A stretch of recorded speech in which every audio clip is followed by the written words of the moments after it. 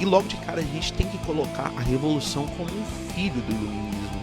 Elas passam a entender de que elas podem exercer poder político na prática, não importando de onde vem a sua origem, não importando quem é sua família. Quando a gente está aqui falando de um processo revolucionário, a gente não está simplesmente falando de uma mudança no governo, a queda de um grupo, a ascensão de outro. Olá, seja muito bem-vindo a mais um vídeo aqui no Prometeu História Online. E olha, hoje a gente vai falar de um assunto super legal, mais especificamente a gente vai debater uma autora que eu acho fenomenal e uma obra dela que eu acho fenomenal. Estamos falando Da Revolução, da autora Hannah Arendt, um livro espetacular que debate temas fundamentais do século XIX e do século XX, que é de extrema importância para os estudos históricos contemporâneos.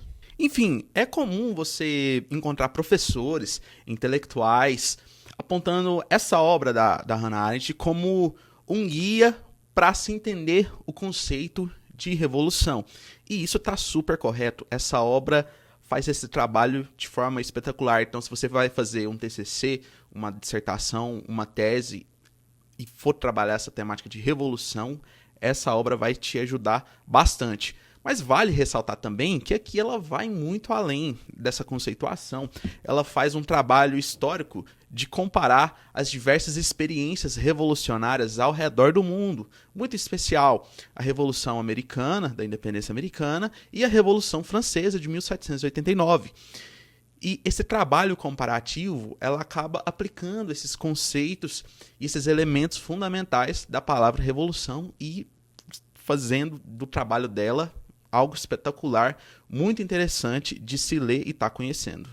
Bom, e já que nesse vídeo a gente vai se ater ali aos primeiros capítulos desse livro, trabalhando os conceitos e os elementos fundamentais, a gente precisa iniciar falando de guerra e revolução, claro. A Hannah Arendt vai construir uma argumentação muito interessante logo no início da obra, linkando essas duas palavras. Vamos começar pela guerra. A guerra, durante a história, ela teve diversos meios de se justificar e de se demonstrar viável para a sua população. E vale dizer que em cada era a gente tem um processo novo que foi se tornando cumulativo no decorrer do tempo. Por exemplo, na antiguidade, a gente inicia com a lógica da expansão civilizacional, a busca por novos territórios, a busca por escravos, terras para plantio, expandir a sua cultura.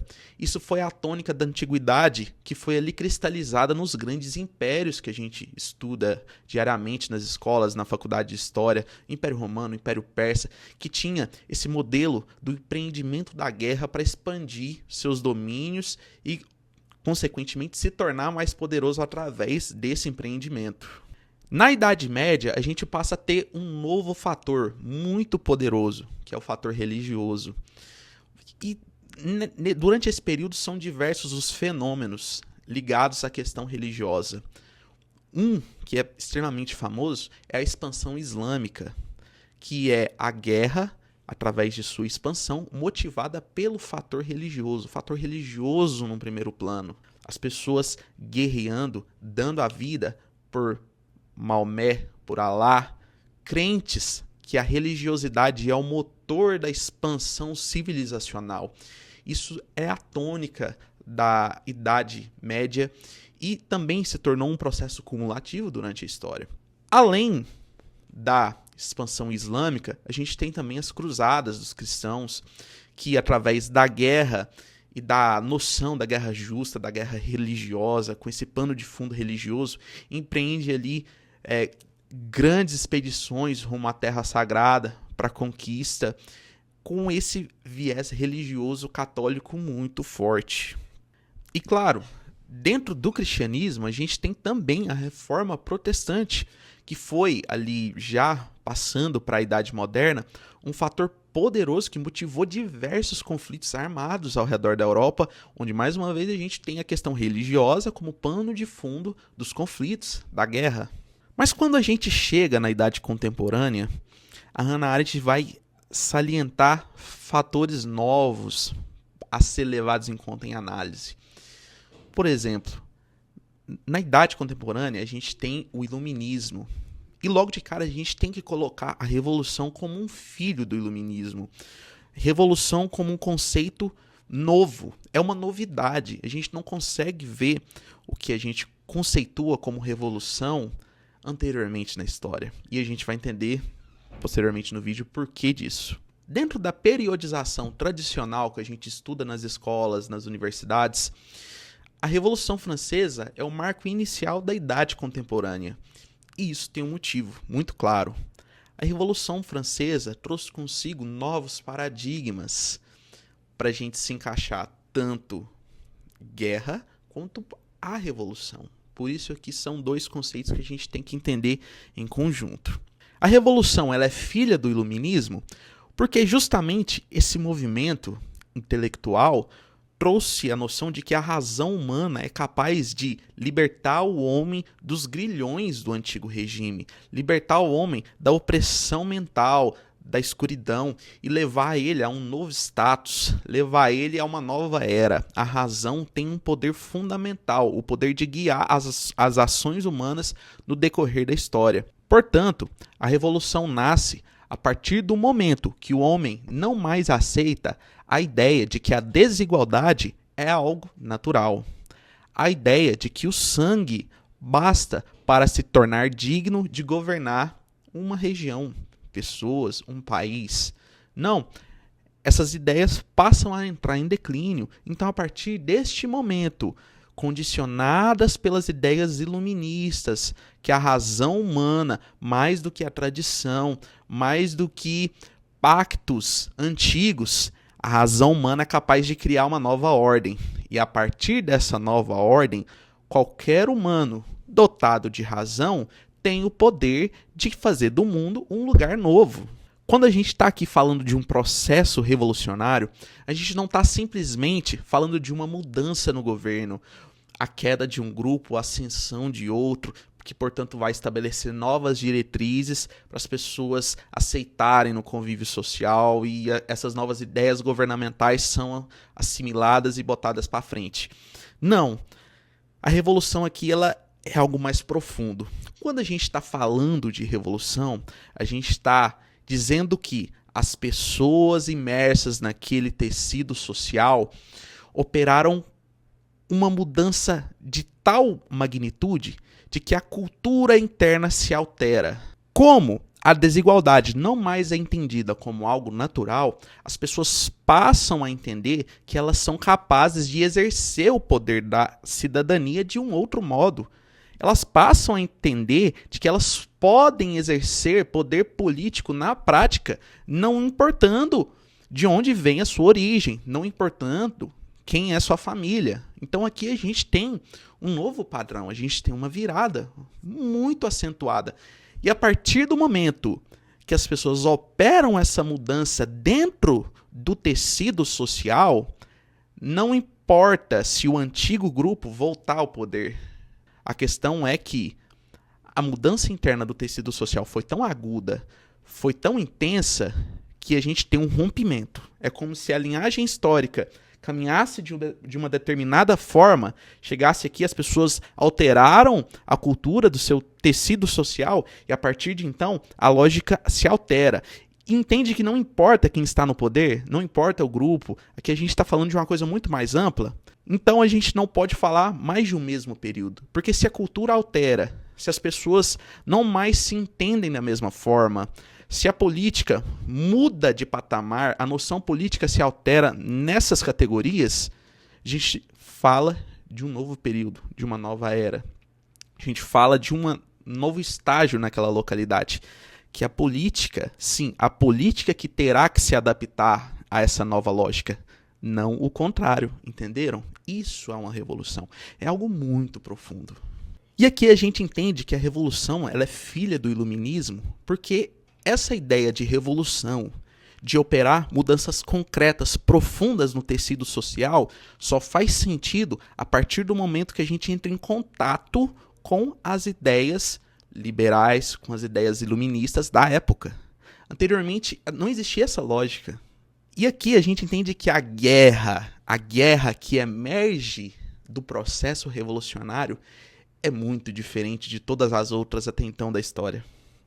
Aqui a gente não fala simplesmente de conquistas territoriais, a gente não fala simplesmente de fatores religiosos, não, aqui a gente fala de um processo de violência que emerge de uma conjuntura nova, de uma conjuntura muito complexa. Hannah Arendt vai argumentar também que nem tudo que geralmente é pensado originalmente ali para o processo revolucionário pode se concretizar na linhagem histórica. A gente tem diversos processos de revolução que eclodem, tem ali o seu processo máximo e depois arrefecem ou alteram o seu curso. A Revolução Francesa mesmo é um grande exemplo disso, que a Hannah Arendt debate o livro inteiro. Por exemplo, os revolucionários da Revolução Francesa tinham um ímpeto tão radical, tão disruptivo, que por vezes eles passavam do ponto e tentavam romper com elementos que eram muito sensíveis, como, por exemplo, a religiosidade, o catolicismo. A religiosidade, o catolicismo, para o francês médio da época, era algo inegociável. Então, quando o revolucionário tenta romper até com essa tradição, porque quando a gente pensa assim, vamos romper com tudo aquilo que era do antigo regime, da antiga ordem, ora, nem todo rompimento pode ser bem-vindo. Então, isso se torna um problema, e se tornou um problema para os revolucionários franceses da época. Visto que cada processo revolucionário tem a sua especificidade, nem todos, sobretudo século XIX, século XX, vão ter meramente uma influência apenas nos pensadores iluministas. A gente não pode pensar a revolução como uma caixinha fechada, assim. Não, a história não opera nesses termos. Cada região tem sua particularidade. Até mesmo na Revolução Francesa, de fortíssima influência iluminista, Hannah Arendt vai argumentar que Maquiavel foi uma grande influência para aquele processo. Maquiavel, que estava longe de ser um iluminista, era um pensador anterior a esse processo, mas que também exerceu. E claro, outros processos revolucionários que aconteceram ao redor do mundo tem ali no seu bojo influências que vão além de autores iluministas, ou mesmo se a gente pegar revoluções socialistas, comunistas, marxistas, influências que vão além de Karl Marx, de Lenin. Você tem em processos revolucionários locais a influência, além das particularidades regionais, autores nacionais. Isso é muito comum a gente ver. E é isso que torna cada revolução um processo único, um processo singular. Nenhuma revolução é universal e se torna uma espécie de molde a ser aplicada em outras localidades. Mas uma das coisas mais legais da obra da Hannah Arendt é o modo como ela retrata o imaginário revolucionário visto nas experiências que ela analisou. E tem um elemento que é muito interessante, que é o espírito da aventura ou o espírito da imprudência, que ocorre naquele momento mais agudo da revolução, no qual o revolucionário ele não tem muita noção do que irá suceder o regime que ele está derrubando. Ele não tem muita coesão interna nas ideias que ele está lutando. O que ele tem é aquele espírito e aquela convicção da necessidade do rompimento, da necessidade de iniciar uma nova etapa histórica.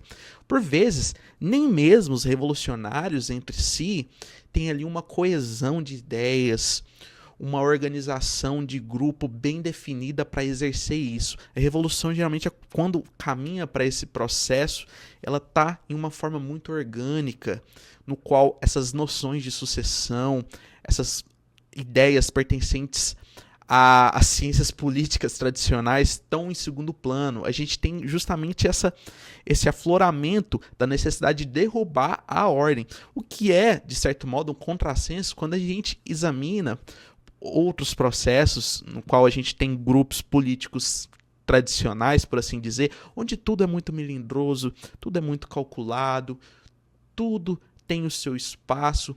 E já no processo revolucionário, a gente vê um extravasamento do espírito da aventura, essa inconsequência que faz parte desse processo e é muito interessante. Outro elemento muito interessante que é colocado é o terror da virtude. O que significa o terror da virtude? Ora, Se dentro do processo revolucionário a sociedade está alterando todo o seu tecido social, a cultura está sendo alterada, as pessoas estão rompendo por completo com antigos paradigmas, rompendo com a opressão tanto física quanto intelectual. Ora, quem subir ao poder posteriormente a esse processo revolucionário deve atender essas demandas desta nova ordem, não em um aspecto meramente utilitário e pragmático, não. Ele tem que estar convertido e tem que estar convicto dessas noções. A política tem que vir do coração, as mudanças, os despachos, as diretrizes têm que vir de uma profunda convicção interna.